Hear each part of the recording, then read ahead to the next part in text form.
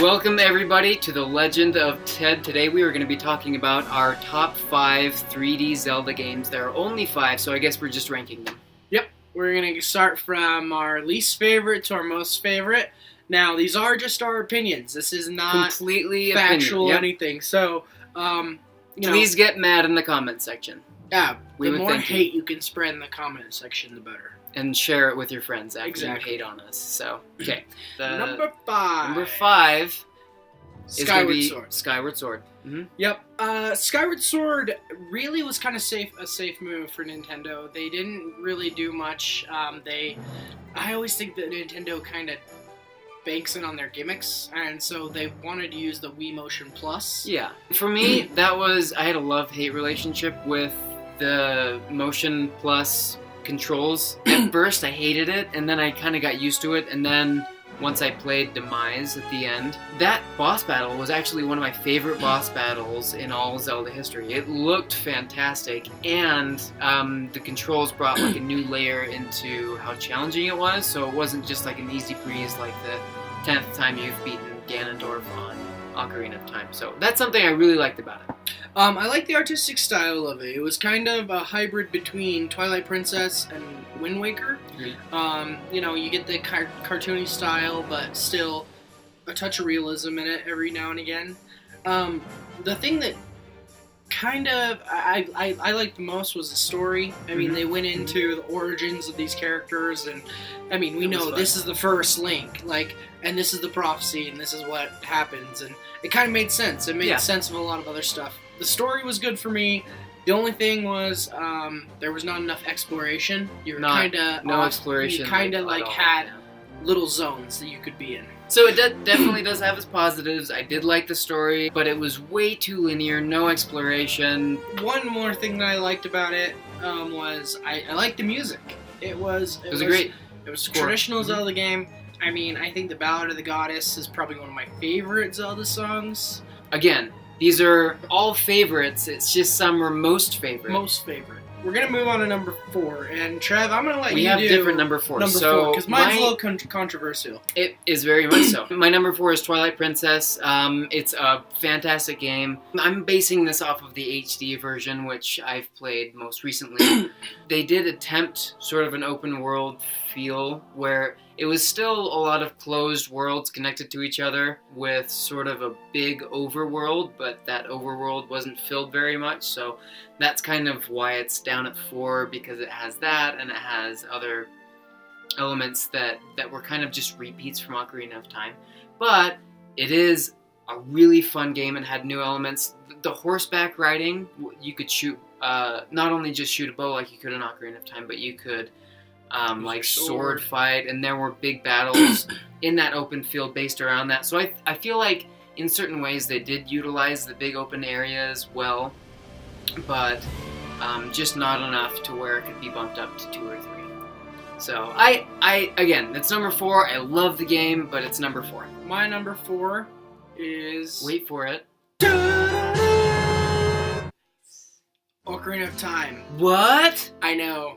It was a really hard decision. I spent probably the most time out of any Zelda game in Ocarina of Time. I mean, I've been playing it for 15 years now. Longer. 16, 17 years. However old it is, that's how long I've been playing it. I had a friend who got it on an N64, and I played it at his house, and I was like, what the heck is this game about this, fairy dude?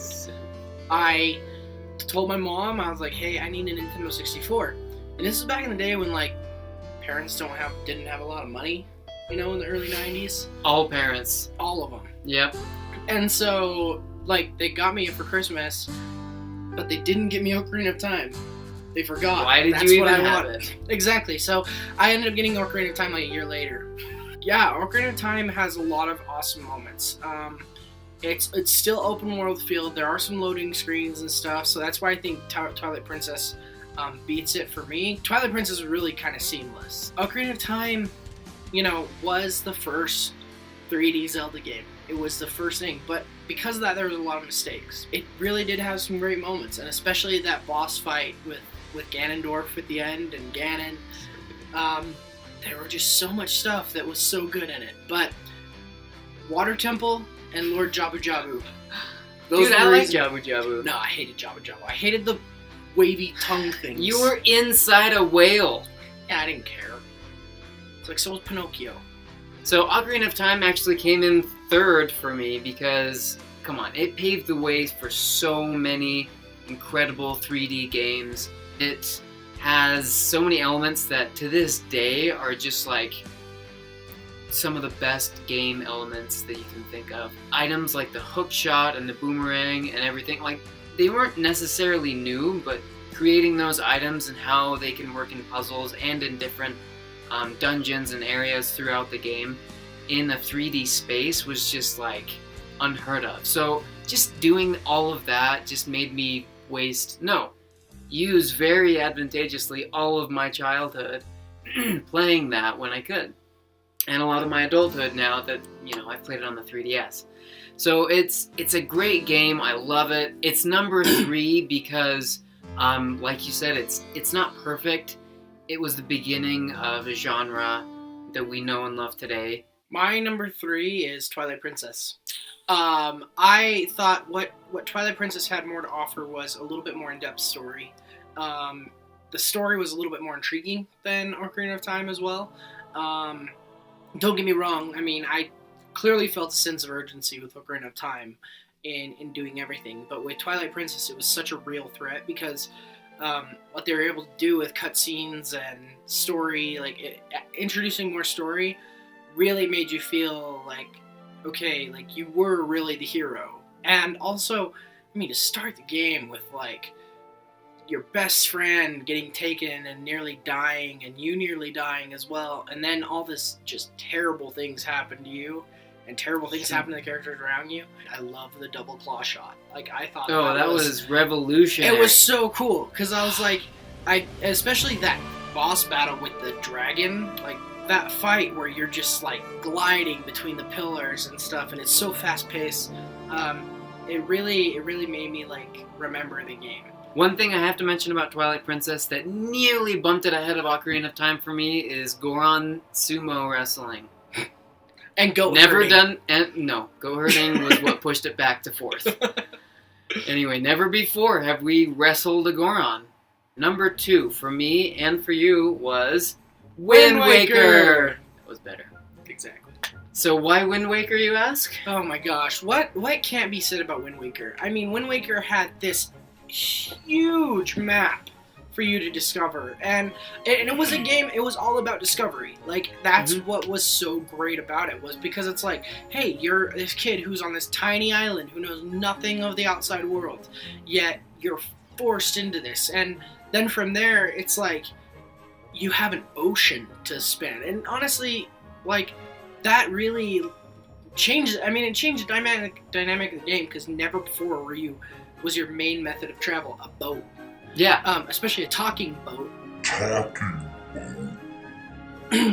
But for me, it added so much more, because I wanted to go to every single island that was on, like, every tiny square, and just see what was on each island. When I mapped out every single one and had that stupid fish somehow write it on my map, I was so satisfied. Like, that brought me the warm fuzzies inside to see my whole map just filled out. Oh, yeah. But there were still so many things I had to do. Like, it's just a fun game, but it looks.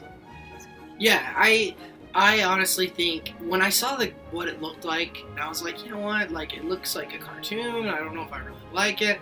And honestly, to tell you, the first time I played through, I wasn't a huge fan of the game still.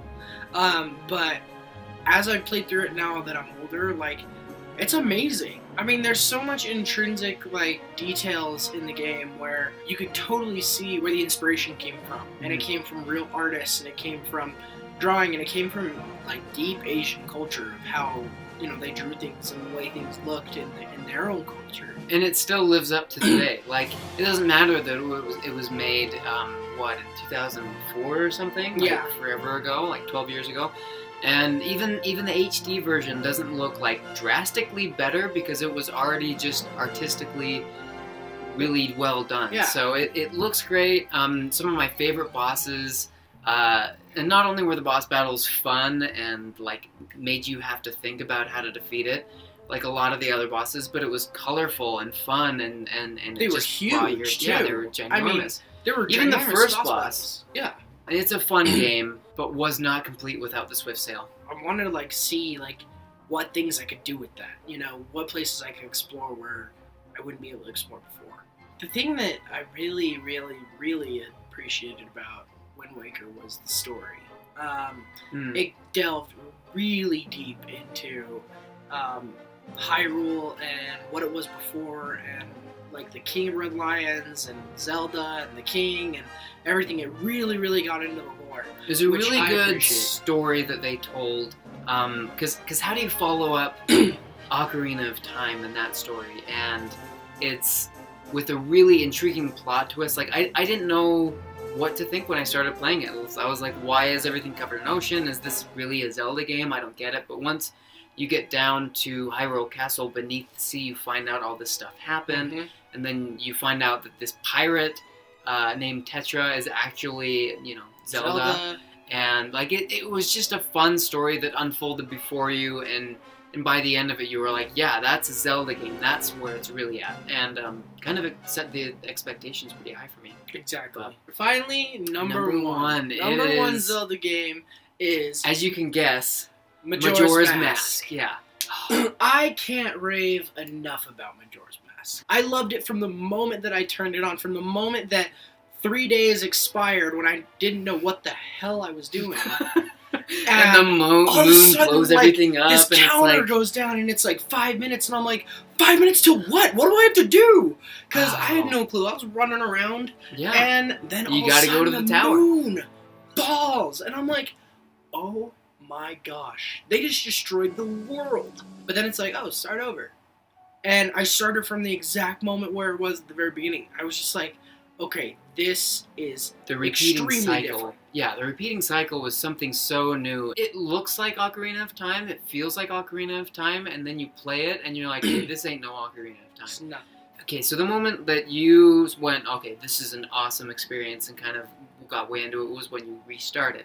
That moment for me was started at when I turned into a Deku Shrub and was like, what the crap is going on here? And then it ended, and my mind just blew up once I got the Goron mask. And even the story of the Goron, Darunia, the story of the Zora, forget his name, but the guitar player of the band. The story of like the Skulltulas is better. Like, the stories in this game are phenomenal. And when I took the Ghost's mask that he imparted to me with the hopes that I would help, and turned into a Goron, like, I was just, my mind was blown, and I was hooked, and I had to finish that game and figure out all its secrets, and I'm not even sure I have yet. Like, I find new things playing on the 3DS, that game again now, that, like, I didn't even know about when I was playing it on the N64. No, for sure. I mean, every time I play that game, there's one mask that I forget, or something that, an event that happened at a certain time on a certain day where you have to be at a certain place, where I'm like, oh crap, I totally forgot about that. Oh, that was so like, cool. There was so much thought that went into Majora's Mask that was so well executed that even if you beat the story and you beat the game, there was so much still to do. And that's I think that's what pushed it over for both of us, the side content, the side quest content in the game. It only has 4 dungeons, albeit they are great dungeons, and they incorporate the masks as an item as well as the actual item in the dungeon. And they're huge dungeons. And they're very big, and they're fantastic dungeons, but there's only 4. But what really, again, pushes it over the edge is so many side stories, and all of these side stories they could be their own little, like, movies or episodes of something, just because of how good they are. This game is dark. I mean, it's fantastic and brilliant, and a lot of hope in it. It's just like an emotional roller coaster. Yeah. No, I honestly loved it, because you had half the people we were talking to who, couldn't wait for the celebration, and then the other half were like, oh crap, like, they're interacting with the environment. Exactly, and so it's cool. just like, you really may have this mixed feeling, and even when the first time I was playing, I still didn't know what was going to happen. Like, at the end of 3 days. I'm talking to all these people, and as it gets closer and the music gets more intense, and every hour passes. The Clock Town theme when it's the third day, it's like it's like, oh my gosh, let's go. Yeah, and you talk to all these people, and they're like, oh, we're leaving town, and it's, we're gonna die and all this stuff, and I'm like, what? Like, are you serious? But they die. I mean, these people die, which is the thing that hasn't happened in a Zelda game. I've never played a Zelda game where all the population dies. Like, Majora's Mask had everything in Ocarina of Time that you loved. It still had Epona. You still could ride that around, but you had the Zora form, which was amazing. You had the Goron form, which was amazing. Bunny Hood is the best thing that ever happened in Zelda. Please bring it back in Breath of the Wild. I want the Bunny Hood in Breath of the Wild. I think where Breath of the Wild is going to succeed, especially based on all these other games, is obviously the Majora's Mask. It's going to have a ton of side quests. Oh, yeah. I mean, with a huge open world, it's going to have so much stuff you can do. But I really hope that it's kind of story-driven, like Majora's Mask was. I think it's going to let you... if you want a lot of story, that's going to be very open to you. It's going to push you along, like, here's more story if you want it. Or for those who just don't care about the story or want to go explore first or want to just go straight to Ganon and the castle, you can do that. So I think, again, with Majora's Mask, you didn't have to do all the side quests to beat the game, but you wanted to because they were so intriguing. So, and when they said during the demo that they took out all of the towns and all of the NPCs because they didn't want to reveal more than they had to with story and stuff, like... You can tell there's going to be a lot of interaction and there's going to be a lot of cool story that you can get involved with if you want to, which I love. Exactly. So that was our top 5. Like we said, it's completely our opinion, and if you guys agree, that's awesome. If not, we want to hear about it. We want to hear what your favorite is. Exactly. So we're trying to grow and we're trying to get our voices known. If you like the video, go ahead and click the thumbs up button. Subscribe because we do have more content on the way. It's all coming. And also share it with your friends. Go on Twitter. Go on all the social media things and just share. We do stream to Twitch as well, and we also have podcasts on iTunes. So listen to those as well. Yep. All right, thanks for watching, and we will catch you guys next time. Thanks. Bye.